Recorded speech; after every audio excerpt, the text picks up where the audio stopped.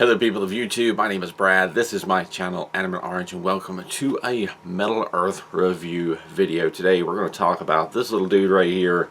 I believe it is D-0, a droid from the upcoming, because as the recording of this video it hasn't come to theaters yet, the upcoming Star Wars Rise of Skywalker movie. This is not the first of the newer models from that movie that I have tried to put together. I'm working on the Y-Wing. Had a little hiccup there. I'll talk more about that soon. But this is the first one that I finished, and D-0 is a fairly quick build. It only took an hour and a half to put D-0 together. And if you've been following my videos and you've been building the newer Metal Earth models, I've been talking about an increase in detail and complexity with the newer models.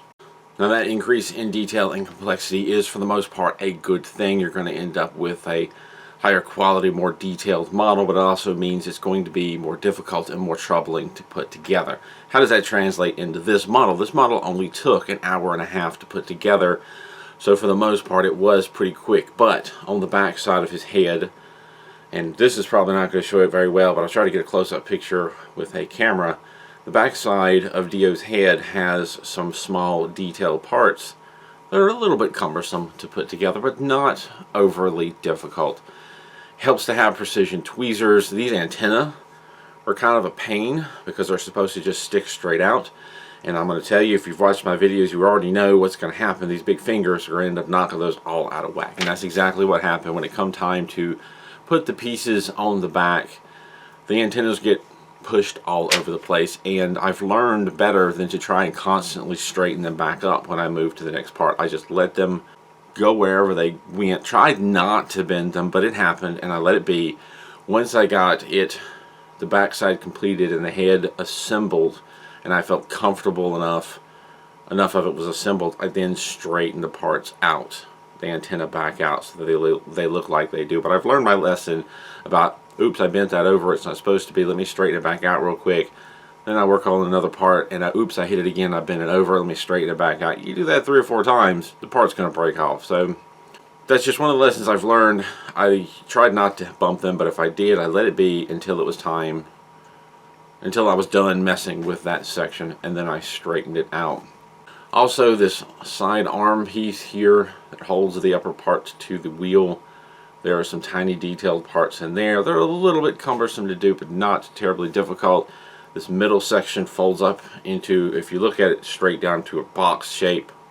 It's a long box shape, but I used a technique that I've talked a lot about here recently where, you know, when you're doing a box shape, you have 3 folds. You bend that center fold slightly. The 2 outer ones, you bend it the full 90 degrees, and then you kind of pinch the 2 corners up together, and it folds it in. And that method worked really well for this, even though there were pieces on either side kind of getting in the way.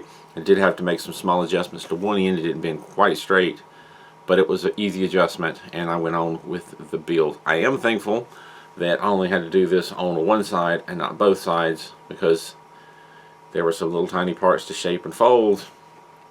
I could have done it, but I'm glad that there was only one side to work with, and that made it quicker. Another thing is you've got this sort of simulated wire situation going up from the wheel of the side, and then there's 2 wires that come together and kind of go into the head, and this first wire kind of gets in the way of attaching this side arm piece on. Just bend it out of the way, attach that part, because you're going to end up manipulating it. You end up kind of putting a wave into it and then over the top, so it ends up getting manipulated, and it's okay if it has a little bit of a bend to it.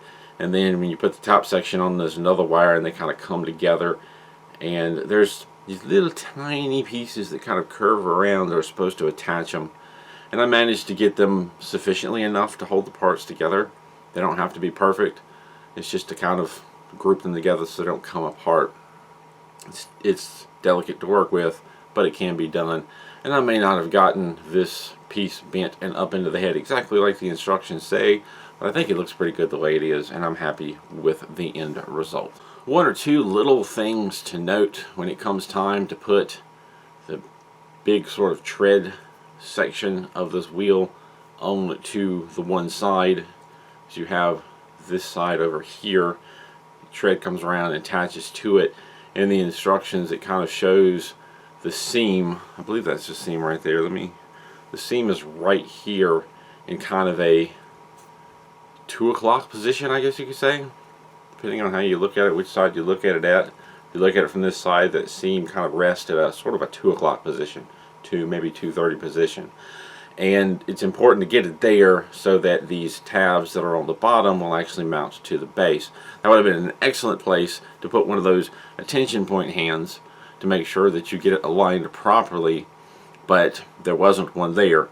And I think that would have been an excellent place to put it so that you make sure that you put that part on and it'll just breeze through. Well, this is a big wheel, it's no big deal. Yes, it is a big deal. You've got these little tabs at the bottom that need to line up a certain way so that D-0 will sit on its base properly. Otherwise, when it comes to putting all these tiny parts on the back, there are some pieces along the bottom that are really close together.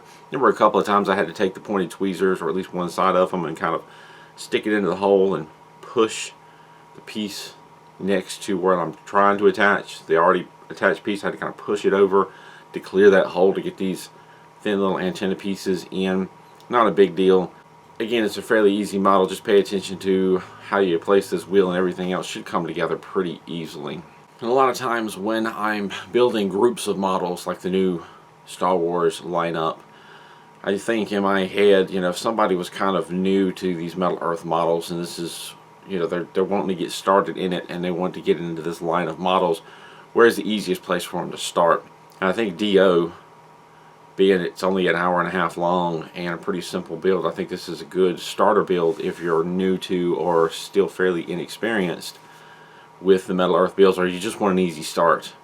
D-0 seems, I'm thinking, and I haven't done them all yet and I could be wrong, but I'm thinking D-0 is probably the simplest one to start with. As far as complexity, you get a little bit of a taste of the complexity with the stuff on the back side of the head and the side of this arm right here, but otherwise it's a quick and easy build.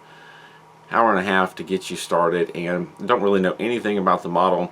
Being a longtime Star Wars fan, I'm apprehensive about the introduction of a new droid and worried that they're just going for some sort of cuteness factor with Disney. But I'm not going to dive too much into that. The fact that I've now built a little model of him, I think I care about him a little bit more, or her, I really don't know. I care about this droid a little bit more than I did before, and it is a fun and simple and colorful and nice looking little build to add to your collection. I do want to thank Metal Earth for sending me this model to build and review. Thank you very much, Metal Earth Fascinations, for giving me the opportunity to build a brand new Star Wars model, put it together and add it to my collection. So it was a fun build. There's more to come in the future. I do intend on getting to all of the Star Wars models that have come out. A lot have come out in a short period of time, so it may take a while. I should also point out that this is a colored model, and being a colored model, it has a lot of nice detail on it, and it has a lot of sort of dirt and weathering on it. So I'm guessing this particular model is in a dirty, grimy environment, or at least goes through, or this droid in the movie goes through a lot of dirty environments and needs a good washing and cleaning up. But they've come quite a ways, Metal Earth, with the paint jobs that they apply to these models so that we don't have to paint them, and this has nice coloring to it. It's not really glossy, it's muted, so it makes a lot more sense for the model, and this has just a lot of dirt and weathering to it, so that adds a nice touch to this already simple and nice looking little model. And you know, I almost forgot to ask that one question that I like to ask at the end of my builds, and the question is, if I had this to do over again, knowing what I know now, what would I do differently, if anything at all?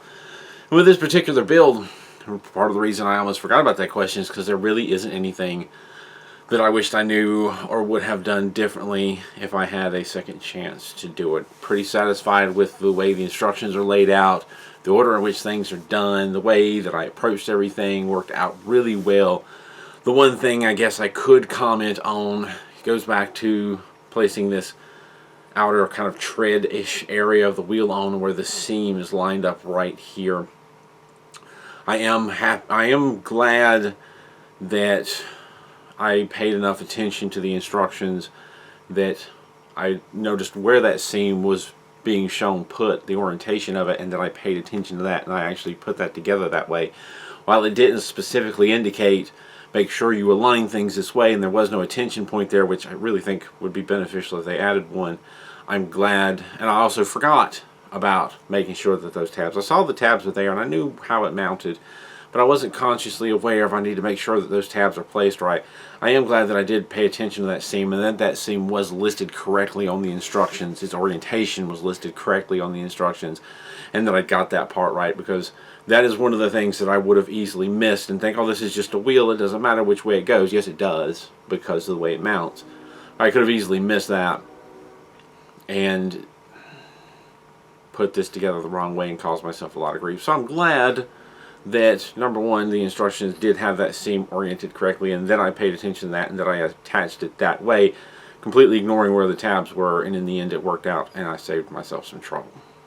I'll leave it at that. As always, thank you for watching. Thank you to my Patreon supporters for supporting this channel. Thank you to Fascinations for sending me models to review. Thank you for watching. As always, keep on keeping on.